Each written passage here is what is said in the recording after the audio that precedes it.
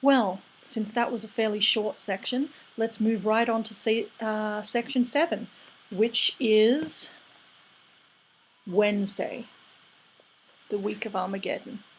Ready to get going? Let's see how this 11th birthday party happens. I don't think there'll be a letter from Hogwarts, do you? It was a hot, fume-filled August day in central London. Warlock's 11th birthday was very well attended. There were 20 small girls and 17 small girls. Did I say that right? 20 small boys and 17 small girls. There were a lot of men with identical blonde crew cuts, dark blue suits and shoulder holsters. There was a crew of caterers who had arrived bearing jellies, cakes and bowls of crisps. Their procession of vans was led by a vintage Bentley. The amazing Harvey and Wanda, children's party's speciality, had both been struck down by an unexpected tummy bug, but by a providential turn of fortune, a replacement had turned up practically out of the blue. A stage musician. Everyone has his little hobby. Despite Crowley's urgent advice, Aziraphale was intending to turn his to good use. Aziraphale was particularly proud of his magical skills. He had attended a class in the 1870s run by John Maskelyne and had spent almost a year practicing sleight of hand, palming coins and taking rabbits out of hats. He had felt at the time, quite good at it. The point was that although Aziraphale was capable of doing things that could make the entire magic circle hand in their wands, he never applied what might be called his intrinsic powers to the practice of sleight of hand conjuring, which was a major drawback. He was beginning to wish that he'd continued practicing. Still, he mused, it was like riding a velocipede. You never forgot how.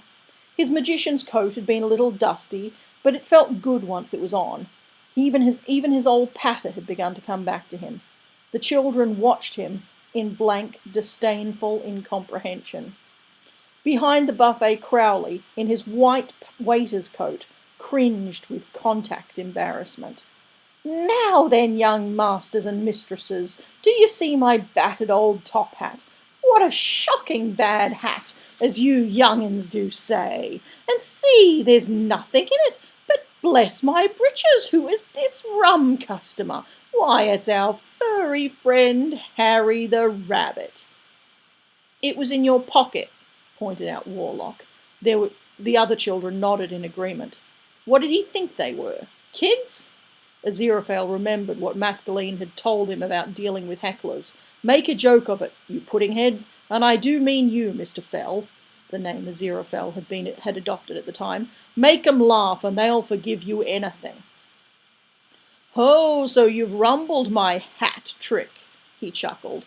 The children stared at him impassively. "You're rubbish," said Warlock. "I wanted cartoons anyway."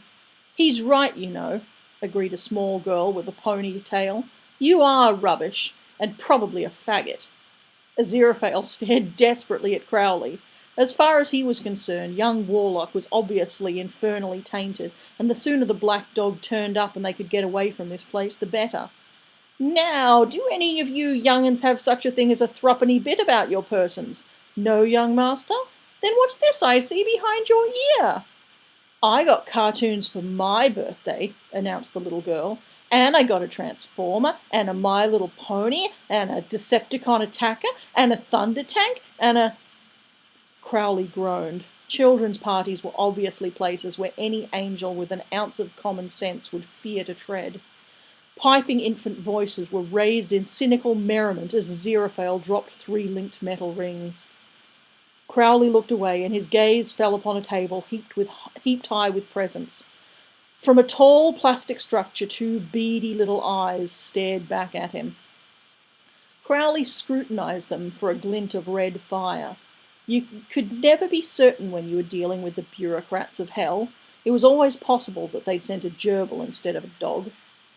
No, it was a perfectly normal gerbil. It appeared to be living in an exciting construction of cylinders, spheres, and treadmills, such as the Spanish Inquisition would have devised if they'd had access to plastics moulding. He checked his watch. It had never occurred to Crowley to change its battery, which had rotted away 3 years previously, but it still kept perfect time. It was 2 minutes to 3. Aziraphale was getting more and more flustered. Do any of the company here assembled possess such a thing about their persons as a pocket handkerchief? No? In Victorian days it had been unheard of for people not to carry handkerchiefs, and the trick, which involved magically producing a dove who was even now pecking irritably at Aziraphale's wrist, could not proceed without one. The angel tried to attract Crowley's attention, failed, and in desperation pointed at one of the security guards, who shifted uneasily. You, my fine jack sauce, come here. Now, if you inspect your breast pocket, I think you might find a fine silk handkerchief. No, sir, I'm afraid not, sir, said the guard, staring straight ahead. Aziraphale winked desperately. Go on, dear boy. Take a look, please.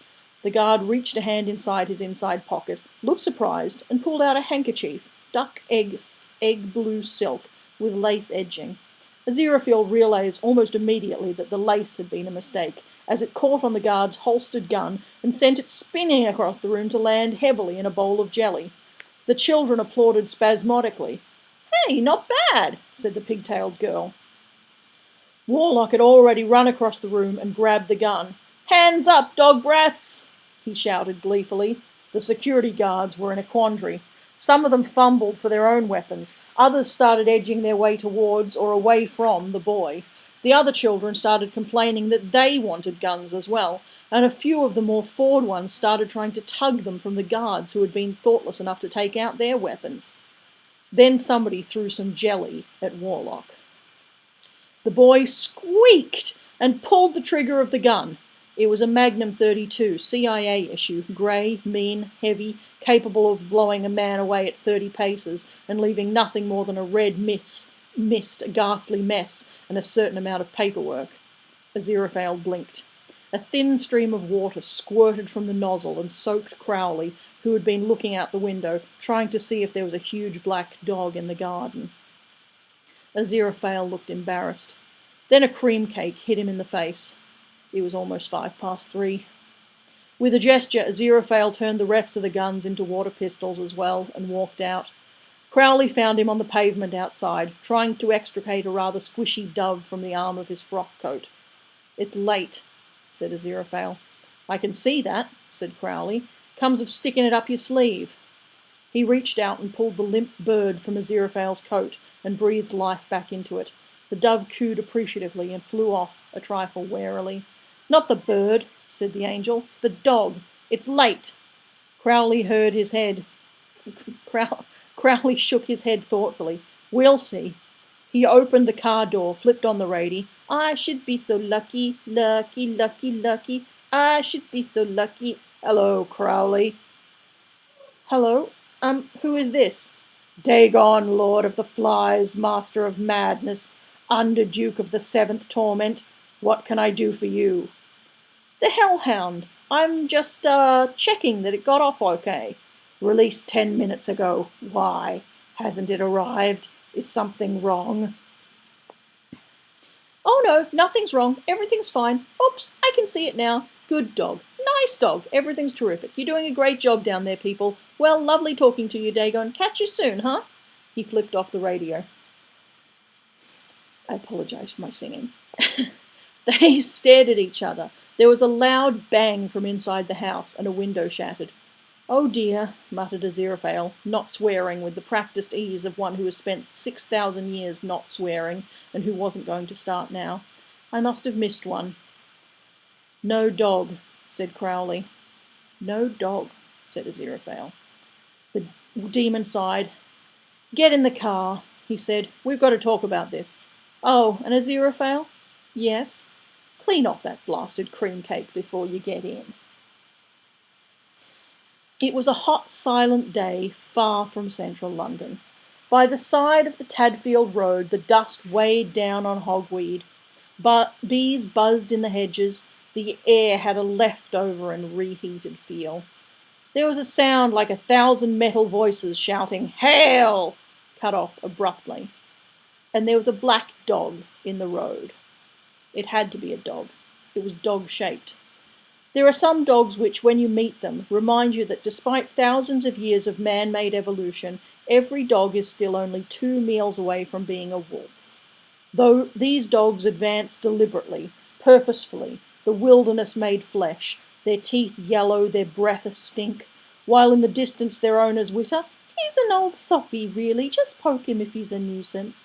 And in the green of their eyes, the red campfires of the Pleistocene gleam and flicker. This dog would make even a dog like that slink nonchalantly behind the sofa and pretend to be extremely preoccupied with its rubber bone. It was already growling, and the growl was a low, rumbling snarl of spring-coiled menace, the sort of growl that starts in the back of one throat and ends up in someone else's. Saliva dripped from its jaws and sizzled on the tar.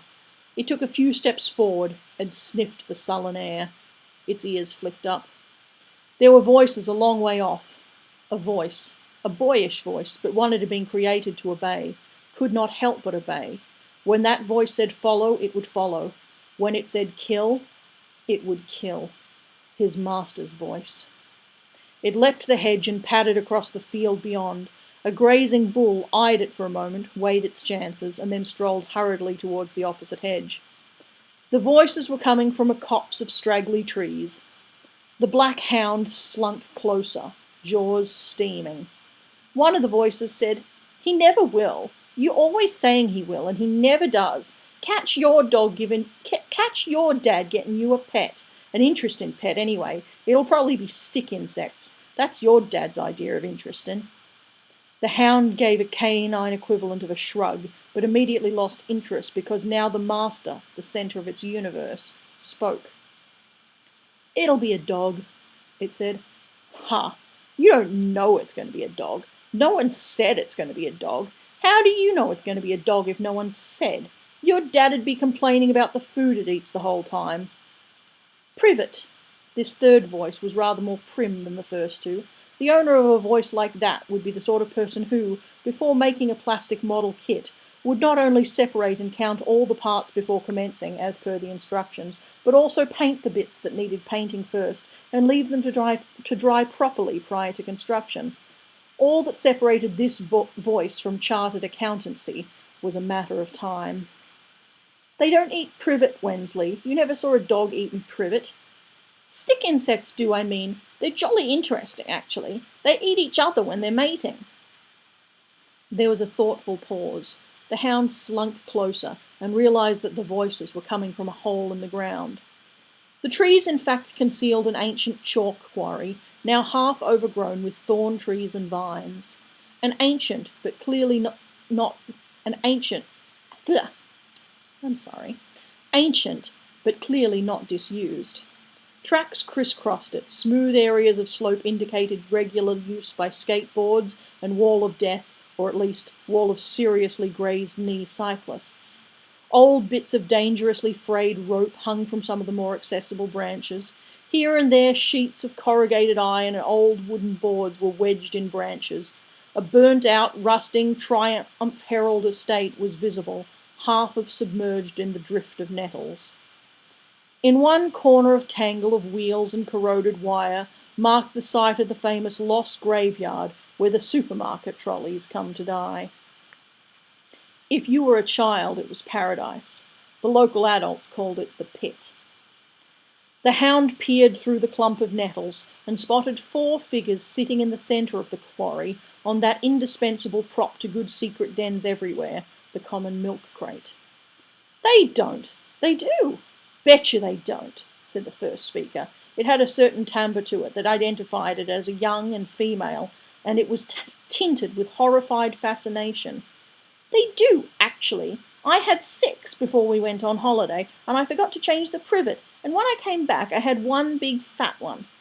"Nah, that's not stick insects, that's praying mantises. I saw on the television where this big female one ate this other one, and it didn't even take notice." There was another crowded pause. "What are they praying about?" said his master's voice. "Dunno, praying they don't have to get married, I expect." The hound managed to get one huge eye against an empty knothole in the quarry's broken-down fence and squinted downwards. "Anyway, it's like with bikes," said the first speaker authoritatively. "I thought I was going to get this bike with 7 gears and one of them razor-blade saddles and purple paint and everything, and they gave me this light blue one with a basket. A girl's bike." "Well, you're a girl," said one of the others. "That's sexism, that is, going around and giving people girly presents just because they're a girl." "I'm going to get a dog," said his master's voice firmly. His master had his back to him. The hound couldn't quite make out his features.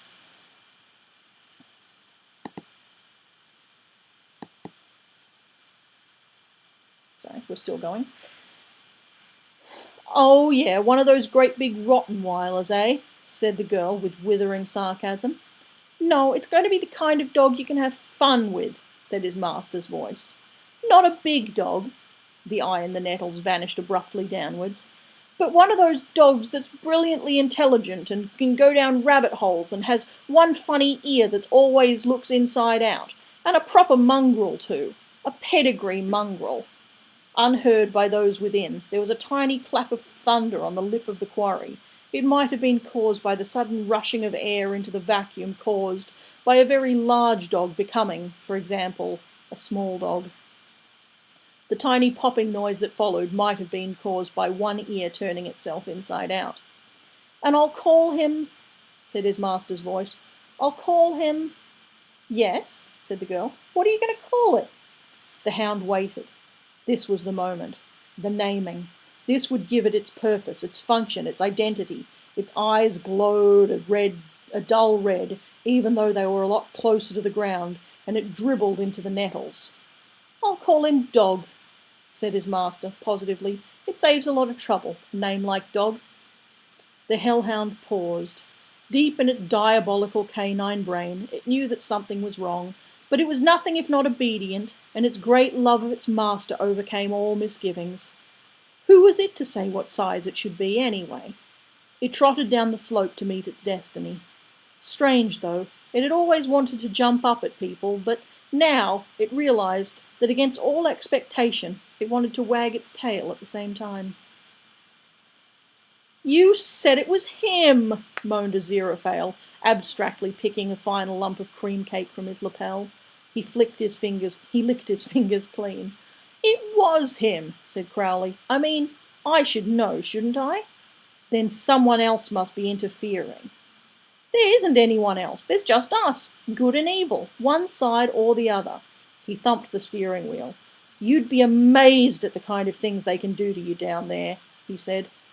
"I imagine they're very similar to the sort of things they can do to one up there," said Aziraphale. "Come off it. Your lot get ineffable mercy," said Crowley sourly. "Yes? Did you ever visit Gomorrah?" "Sure," said the demon. "There was this great little tavern where you could get these terrific fermented date palm cocktails with nutmeg and crushed lemongrass." "I meant afterwards." "Oh." Aziraphale said, "Something must have happened in the hospital." "It couldn't have. It was full of our people." "Whose people?" said Aziraphale coldly. "My people," corrected Crowley. "Well, not my people. You know, Satanists." He tried to say it dismissively. Apart from, of course, the fact that the world was an amazingly interesting place which they both wanted to enjoy for as long as possible, there were a few things that the two of them agreed on, but they did see eye to eye about some of those people who, for one reason or another, were inclined to worship the Prince of Darkness. Crowley always found them to be embarrassing. You couldn't actually be rude to them, but you couldn't help feeling about them the same way that, say, a Vietnam veteran would feel about someone who wears combat gear to neighbourhood watch meetings. Besides, they were always so depressingly enthusiastic. Take all that stuff with inverted crosses and pentagrams and cockerels. It mystified most demons. It wasn't the least bit necessary. All you needed was to become a Satanist was an effort of will. You could be one all your life without ever knowing what a pentagram was, without ever seeing a dead cockerel other than as chicken Marengo. Besides, some of the old-style Satanists tended, in fact, to be quite nice people. They mouthed the words and went through the motions, just like the people they thought of as their opposite numbers, and then they went home and lived lives of mild, unassuming mediocrity for the rest of the week, with never an unusually evil thought in their heads. And as for the rest of it, there were people who called themselves Satanists who made Crowley squirm. It wasn't just the things they did, it was the way they blamed it all on hell.